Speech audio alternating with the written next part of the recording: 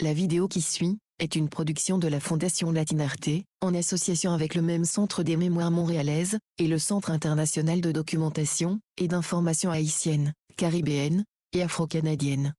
Elle a été réalisée sous la direction de Marisa Rosales Argonza, en 2018, dans le cadre du projet Vue transversale. La vidéo fait partie de Mémoires des Montréalais, l'encyclopédie en ligne du même. Elle y apparaît dans le grand dossier Mémoires d'immigration, ainsi que dans le dossier Les Latino-Américains de Montréal. Il s'agit d'une rencontre de Béatrice Herrera, une artiste visuelle montréalaise, issue de l'immigration chilienne. Dans son atelier du Mailex, elle apporte son témoignage. Au fil de son récit, des images la montrent au travail, et entourée de deux de ses sculptures suspendues.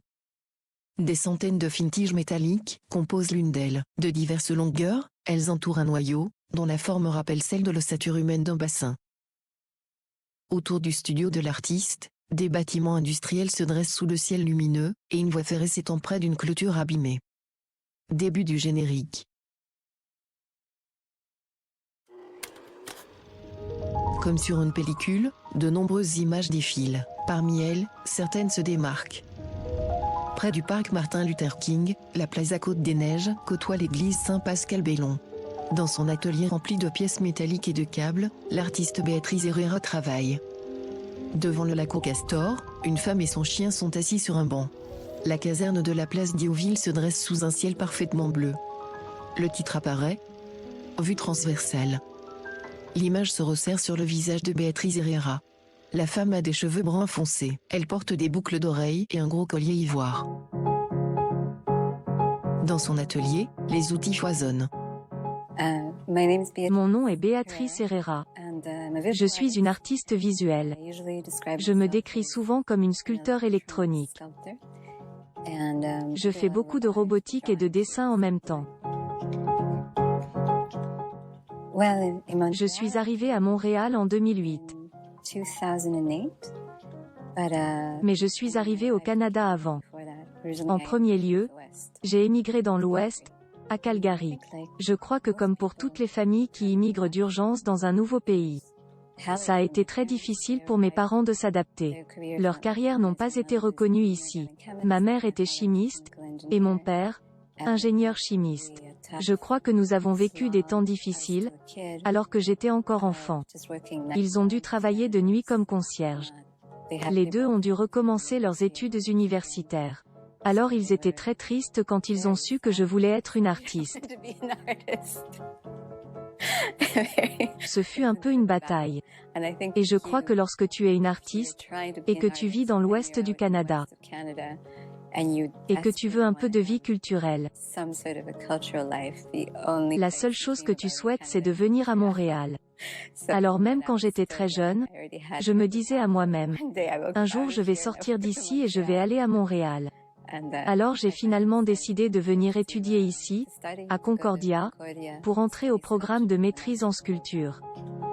Du matériel recouvre sa table. Honnêtement, peut-être que parce que j'étais encore un enfant quand ma famille s'est installée au Canada. Mais je trouve que j'ai en quelque sorte deux identités. Et je trouve que c'est très limité comme définition. Aux yeux de mes parents, je ne suis pas une immigrante. Je suis allée à l'école ici, je n'ai pas eu à faire les papiers, etc. Selon eux, je suis 100% intégrée à la culture. Et pour moi, au cours des 15 premières années que j'ai vécues ici, c'était différent. Je me retrouvais dans des bagarres à l'école, je devais me frayer un chemin entre les gens qui me détestaient parce que j'étais différente. Tous les enfants traversent la même chose. La majorité vont te détester parce que tu parles avec un accent rigolo, parce que tu ne parles pas du tout, ou que tu as l'air un peu bizarre. Si bien qu'aujourd'hui, je ne sais plus comment je me définis. Mais je ne me considère plus comme une exception. Je sens que la diaspora incarne l'une des expériences les plus communes de la vie humaine. Pour tous ces gens qui quittent leur maison pour un autre pays, une autre ville, que ce soit pour l'argent, la guerre, l'amour, pour leur carrière. C'est devenu l'une des expériences les plus communes, ce n'est plus l'exception.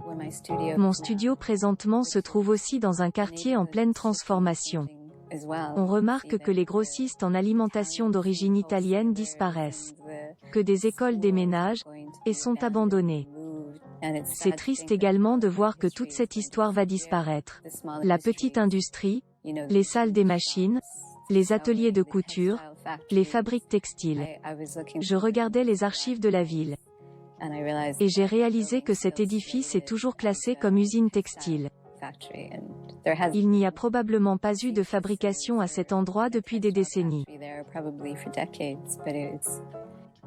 C'est sur Beaubien Ouest et du Rocher. C'est vraiment triste de voir que dans quelques années, cette place n'existera probablement plus. Justement, hier, j'ai découvert que l'édifice où se trouve mon studio présentement a été construit en 1919, au moment du boom industriel de l'après-guerre à Montréal. C'est toute une époque qui s'en va. Et c'est encore ma place favorite. Je crois que comme beaucoup d'artistes, je n'ai pas d'auto, je me promène en vélo ou à pied et je crois qu'il y a encore quelque chose de magique dans cet endroit de la ville, le long des voies ferrées. Je continue de penser que je ne pourrais pas vivre de cette façon. Nulle part ailleurs au Canada. Le soleil se couche sur l'ancien quartier industriel. Début du générique, comme sur une pellicule, des portraits d'artistes latino-québécois défilent. Sur une image, un filet de sirop d'érable coule d'une boîte de conserve. Il forme une mare, qui représente l'Amérique latine. Le titre apparaît sur la flaque ambrée. Vue transversale, panorama de la scène artistique latino-québécoise. Réalisation, production et post-production audiovisuelle, Félix Herrera. Production et contenu, Angela Sierra. Recherche et traduction, Iso Picard. Animation, G4 Audiovisuel et Arona Mortegui Sanchez. Direction générale, Marisa Rosalie Sargonza. Un grand merci aux Latin artistes et leurs talents qui rendent possible Vue transversale, Ana Catalina Montoya, Anna Pfeiffer-Quiroz, Béatrice Herrera, Diana León, Diego Yayo Herrera, Laura Barry, Maria Escura, Mauricio Segura, Raphaël Sotolicchio et Raphaël Zaldivar. Musique, Raphaël Zaldivar, Circularity, Danza Negra, Decima, Donezer, Eyesight, Mike Wagwanko, Oneness, et Prigonero. Merci au Centre culturel Notre-Dame de Grâce, et à la Bibliothèque Bani, aux éditions Boréal, au Grand Ballet canadien, à Cajoairie, à la Maison de la Culture de Villeray-Saint-Michel Parc Extension, à la salle de diffusion de Parc Extension, à l'Université McGill et au Théâtre aux Écuries. Vue transversale est une production de la Fondation Latinarte, en association avec le même syndicat. Vue transversale est possible grâce à l'aide financière de la Ville de Montréal et du Conseil des arts et des lettres du Québec. Une audiodescription, Elocucio.